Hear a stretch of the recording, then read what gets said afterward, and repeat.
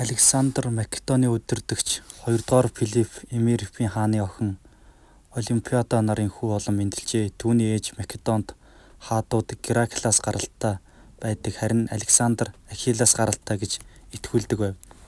Хаан ширээ залгамжлагч энэ хүүг Аристотл хүмүүжүүлсэн ажээ.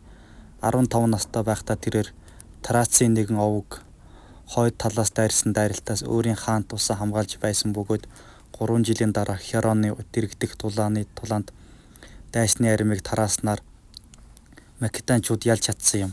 Александр эцгээ нас барсны дараа хүчрэг Македоныг өндөр зохион байгуулалтаа цэргийн хамтаар өвлөж авсан байна.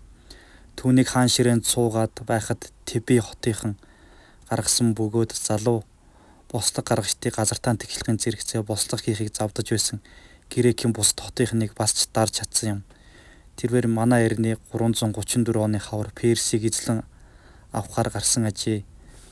Александр жижиг боловч чадварлаг армийг удирдан Анатоли зэрэг 1 жилийн дотор хяналтандаа бүрээ оруулсан юм. Тэрээр Градианы хотод очихдоо Азийг захирах хүн утгыг нь тайлна хэмээх домогт гардаг олсыг ил дээрээ тас тавьдсан байна. Улмаар цэргүүдийн хамтаар Финикийг дайлаар мордохоор явжээ. Александр 3-р Дария хаанаар удирдуулсан Персийн аримтай 2 дахь удаага Исиод тулалдсан юм.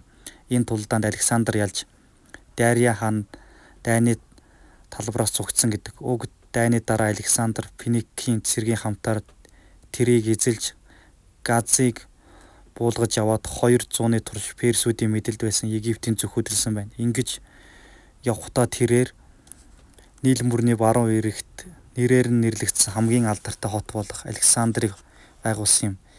Египтийг орхин гарахдаа өмнөх хааны мэдэлд засаг захиргааг нь үлдээгээд харин цэргийн хүчийг нь Македончуудад нэгтгэв. Энэ нь түүхэнд иргэн болон цэргийн удирдлагыг салгасан анхны тохиолдол болсон юм.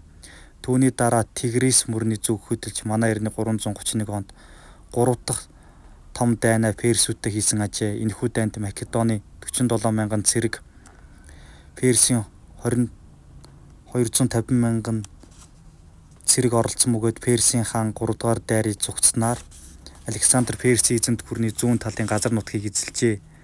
Улмаар түүний цэргүүд энтгэгт хүрсэн юм. Манай эртний 326 онд Пентжапын удирдсан армийг буулган авсан ч Александрын цэргүүд цааш явахыг хүссэнгүй. Ингээд тэд их нутг руугаа жолоогоод эргүүлсэн ажээ.